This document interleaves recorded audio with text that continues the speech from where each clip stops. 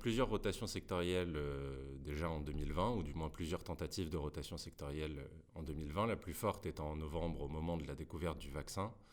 À ce moment-là, on avait eu pas tout à fait une rotation dans le sens où les valeurs des côtés avaient très très fortement performé, mais les valeurs de croissance et même les valeurs qui étaient les plus chères à ce moment-là, les valeurs technologiques en particulier, avaient continué de progresser, n'avaient pas baissé. En revanche, on a eu une plus forte rotation sectorielle, cette fois à partir de mi-février 2021, qui a été alimentée par la hausse de taux aux États-Unis, ce qui en fait implique que les marchés craignent que les banques centrales soient de moins en moins accommodantes, qu'elles resserrent leur politique monétaire et qu'il y ait moins de liquidité sur le marché, ce qui donc a fait baisser non pas les valeurs de croissance, mais les valeurs de croissance les plus chères de la cote, contre les valeurs dites value qui ont, elles, continué de fortement progresser. Donc on a eu en fait un resserrement de l'écart entre value et croissance, entre valeurs décotées et valeurs très chères. Est-ce que ça a vocation à perdurer ?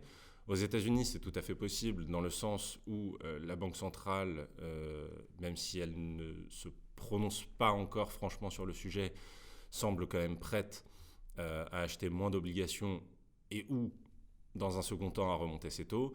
En revanche, en Europe, la reprise forte est plus incertaine. Donc on a une banque centrale européenne qui est toujours là, qui achète toujours des milliards et des milliards d'obligations, avec des taux extrêmement bas, des taux réels qui sont en négatif. Et donc on pense que les valeurs de croissance sont toujours intéressantes, du moins en zone euro.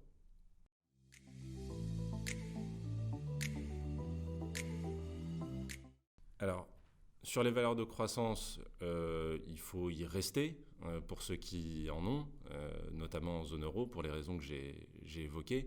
Puis pour le reste, il n'y a pas vraiment de dip, il n'y a pas eu vraiment de creux très fort sur les valeurs de croissance.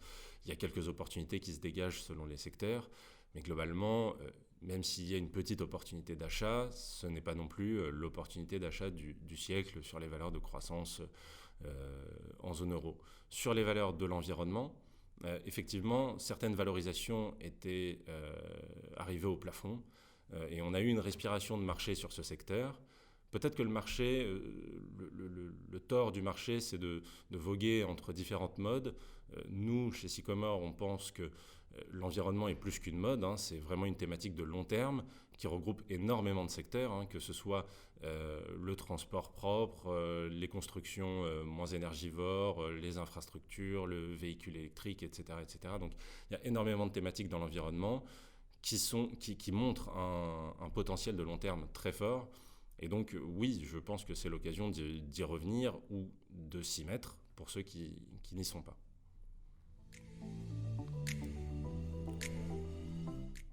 Globalement, les valorisations sont élevées partout, du moins sur les plus grands marchés, que ce soit aux États-Unis ou en Europe. Néanmoins, on n'aura jamais des conditions de marché et économique parfaites pour se mettre à investir.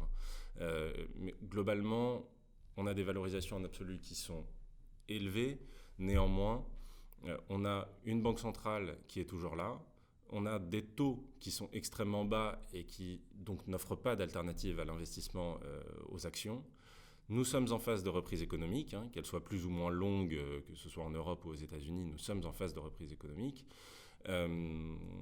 Donc à partir de ces éléments-là, on peut penser qu'il est opportun, encore maintenant, d'investir sur le marché actions ou d'y rester pour ceux qui y sont. Attention néanmoins, pour l'année 2021, si le marché anticipe de plus en plus que les banques centrales resserrent leur politique monétaire, il peut y avoir un stress de marché. C'est ce qu'on voit aujourd'hui, même si c'est probablement à l'extrême en Chine, où le discours du gouvernement chinois, mais aussi de la Banque centrale, est au resserrement. Et on voit un écart de performance entre le marché chinois aujourd'hui qui fait moins 6 depuis le début de l'année, contre l'Europe qui est à plus 12 ou plus 13, qui est assez conséquente. Donc attention au stress de marché suite à un éventuel changement de ton des banques centrales.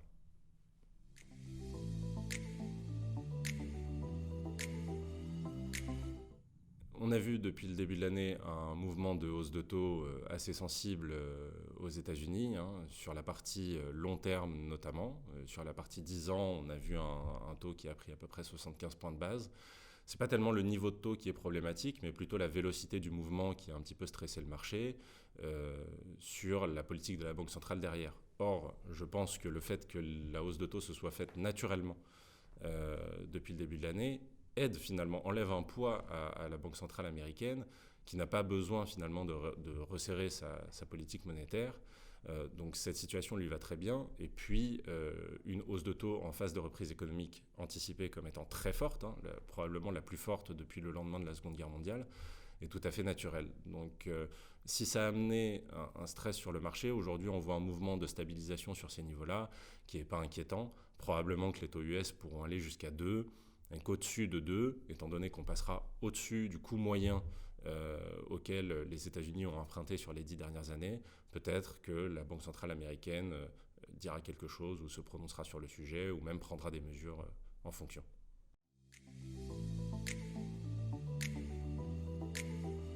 Le niveau du dollar n'a pas tellement d'effet à ces niveaux-là sur les marchés émergents. C'est plutôt la résurgence de l'inflation dans une phase de reprise économique qui est problématique. Et on le voit sur des pays émergents comme le Brésil ou la Russie, où les banques centrales sont déjà en train d'augmenter les taux. Donc en fait, le problème, ce n'est pas tellement l'augmentation du dollar, c'est plus intrinsèquement la baisse de certaines devises émergentes qui pourraient s'accentuer et poser problème à ces différentes économies qui est en jeu.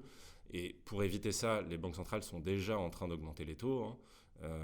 Donc ça freine la performance des marchés émergents dans leur ensemble. Et typiquement, les marchés émergents depuis le début de l'année, par rapport aux États-Unis, hors technologique, et à la zone euro, sont relativement à la traîne.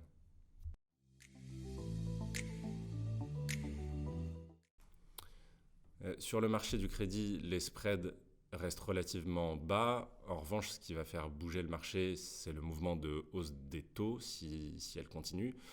Pour cela, il vaut mieux être investi aujourd'hui, quand on est investi en crédit, sur de la duration courte, donc sur la partie courte de la courbe, ce qui est le cas de notre fonds Sycomore Sélection Crédit, pour éviter justement ce mouvement de hausse des taux qui pourrait complètement annihiler la performance de resserrement des spreads. De ce point de vue, pour ceux d'entre vous qui ont des portefeuilles prudents, mieux vaut être investi sur la partie courte de la courbe, en taux ou en crédit, plutôt que sur la partie longue.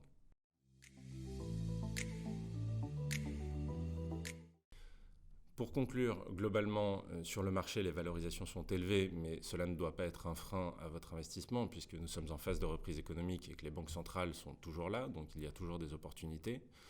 Sur la partie rotation sectorielle, je dirais que globalement, les valeurs des cotés ont fait une bonne partie du chemin.